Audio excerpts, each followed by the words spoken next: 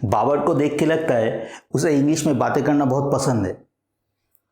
जब तक ये स्नो में बातें चल रही है तब तक उसके लिए इंग्लिश की एक सेंटेंस को बिल्ड करना और इंडिया के खिलाफ अपना इनिंग बिल्ड करना दोनों ही उसके कैपेसिटी की बाहर की बात है।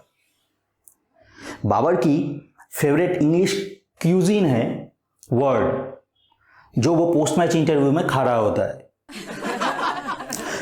बाबर की इंग्लिश की एक ही सेंटेंस में इतने सारे वर्ड्स खा लेता है कि सेंटेंस की मीनिंग नहीं मीम बनता है।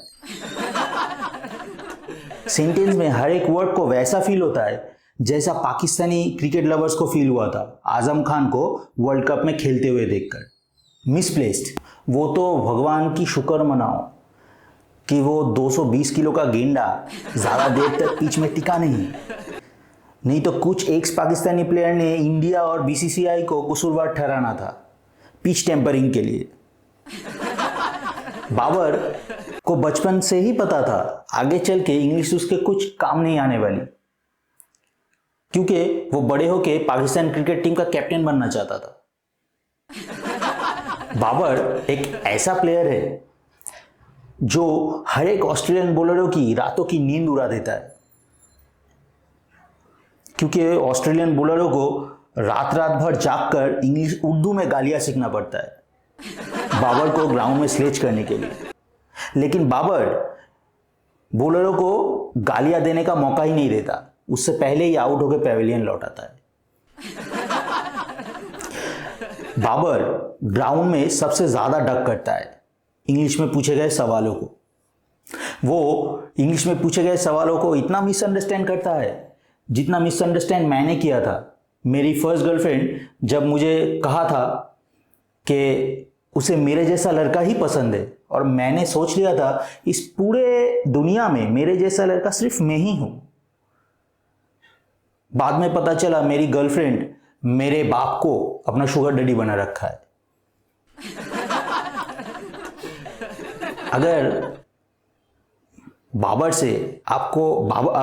को आपको किसी चीज के लिए मनाना है तो उसे इंग्लिश में रिक्वेस्ट करना, वो आंसर्स में जी डेफिनेटली जरूर कहेगा। बाबर पहले से अपना इंग्लिश थोड़ी बहुत तो इंप्रूव किया ही है। इस इंप्रूवमेंट को देखते हुए लगता है वो हजारों इंग्लिश फिल्में देख चुका है, उर्दू में डब किए गए। वो जब भी कोई इंग्लिश मूवीज देखता है वो अपने साथ सारे टीचर्स को लेके बैठता है विथ लेमन सोडा वाटर और मीट के साथ। इसलिए शायद उसके जुबान से हर एक इंग्लिश के वर्ड लड़खड़ाते और बिखरे हुए निकलते। बाबर एक ऐसा यूनिक प्लेयर है जिसको ग्राउंड में आप कभी भी इग्नोर नहीं कर सकते जब भी वो इंग्लिश में इंटरव्यू दे रहा होता है। मैं कुछ दिन पहले बाबर का एक इंटरव्यू देख रहा था नासिर हुसैन के साथ, और मैं बंदे का कॉन्फिडेंस देख के हैरान रह गया। कैसे बिना ट्रांसलेटर लिए वो इंटरव्यू में चला गया, जबकि उसको पता था कि सामने आंसर्स ब्रिटिश इंग्लिश में नहीं बाबर से इंग्लिश में दी जाएगी। ब्रिटिश एम्पायर ने हमारे मदरलैंड इंडिया को इतना तोड़ा नहीं था जितना बाबर ने नासिर हुसैन के मदर टंग को तोड़ा और मरोड़ा था।